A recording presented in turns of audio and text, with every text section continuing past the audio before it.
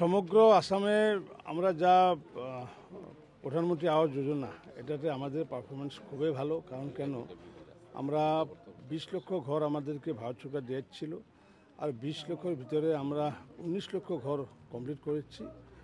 আর এই 19 লক্ষ ঘর কমপ্লিট করার পর বাকি 1 লক্ষ ঘরের কাজ চলছে।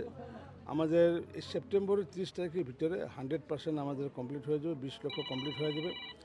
এরপর প্রায় 6 লক্ষ 7 লক্ষ ঘর আমাদের প্রধানমন্ত্রী আবার দেবে আমাদেরকে। মাননীয় মুখ্যমন্ত্রী ডক্টর হিমন্ত বিশ্ব শর্মা মহাশয় যে মুখ্যমন্ত্রী গ্রাম আবাস যোজনা এর থেকেও আমাদেরকে ঘর দেবে।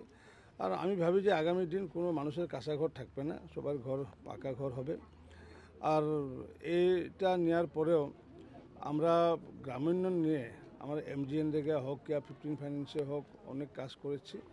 আর যারা গ্রামে যাতে উন্নয়ন হয় তার জন্য এবার আমাদের একটা সিদ্ধান্ত নিচ্ছি, খুব ভালো সিদ্ধান্ত, যে গ্রামে যাতে পলিটিক্স না থাকে, রাজনীতি যাতে না থাকে, তার জন্য গ্রাম পঞ্চায়েত লেভেলে যা ইলেকশন হবে এবার এটাতে কোনো পার্টির এফিলিয়েশন থাকবে না। এটাতে রাজনীতি মুক্ত একটা ইলেকশন হবে। কারণ কেন গ্রামের উন্নয়নের জন্য কাজ করার জন্য কোনো পলিটিক্স করার প্রয়োজন নেই। তাই আমরা আইন প্রণয়ন করে আগামী দিন সবাই নির্দলীয় হিসাবে নির্বাচিত হবে, নির্বাচনে অংশগ্রহণ করবে। আর এটা হলে আমি ভাবি যে কারণ পলিটিক্সটা যদি থেকে যায় তাহলে বিভিন্ন ধরনের কথা আছে, কিছু মানুষের কাজ করে কিছু মানুষের কাজ না করে। এই জন্য নির্দলীয় হিসাবে গ্রাম পঞ্চায়েতে মেম্বারও নিযুক্তি হবে, ইলেক্ট হবে, এবং পঞ্চায়েতের প্রেসিডেন্টও ইলেক্ট হবে। তবে আঞ্চলিক পঞ্চায়েত এবং জিলা পরিষদে আগামী দিনে পার্টির প্রতীক থাকবে। আজি কোন কোন ঠাই পৰিদৰ্শন কৰিলে?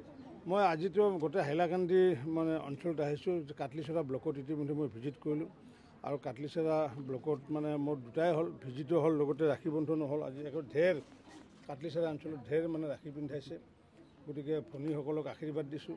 এতিয়া লালা ব্লকত আহিছোঁ। লালা ব্লকত অহাৰ আগতে এইটো আমাৰ এই যিটো আমাৰ পঞ্চায়ত, এই পঞ্চায়তত এতিয়ালৈ মই ছেকেণ্ড টাইম আহিছোঁ।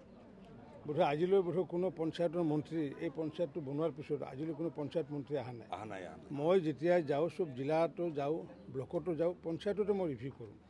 গতিকে এই যে পঞ্চায়তত ৰিভিউ কৰিলে কি হ'ল, কাৰণ আমাৰ এই যে কণ্টেষ্টেল ষ্টাফবোৰ আছে, এই যে ASLM এইবোৰ আছে, এইটো উৎসাহিত হয়। এই যে আমি আজি যে 3.5 বছৰত হিমন্ত বিশ্ব শৰ্মাৰ নেতৃত্বত যে আমি 15 লাখ ঘৰ কমপ্লিট কৰিব পাৰিছোঁ, এই মূলগত কাৰণ হৈছে আমাৰ কণ্টেক্সুৱেল ষ্টাফসকলে যথেষ্ট সহায় কৰিছে, আমিও সহায় কৰিছোঁ। আগতে প্ৰভিডেণ্ট ফাণ্ড নাছিল তেওঁলোকৰ, সাধাৰণ মিলত কাম কৰিলেও প্ৰভিডেণ্ট ফাণ্ড থাকে, কিন্তু তেওঁলোকে আমাৰ PNRDত কাম কৰাৰ পিছতে প্ৰভিডেণ্ট ফাণ্ড নাছিলে। মই মন্ত্ৰী হোৱাৰ পিছত তাহাঁতক প্ৰভিডেণ্ট ফাণ্ড কৰাই দিছোঁ, চাইল্ড কেয়াৰ বেনিফিট দিছোঁ, আৰু আগন্তুক দিনত তেওঁলোকে 60 বছৰৰ যিটো কথা আছে সেইটো একদম টপ প্ৰায়ৰিটিত চিন্তা কৰি আছোঁ।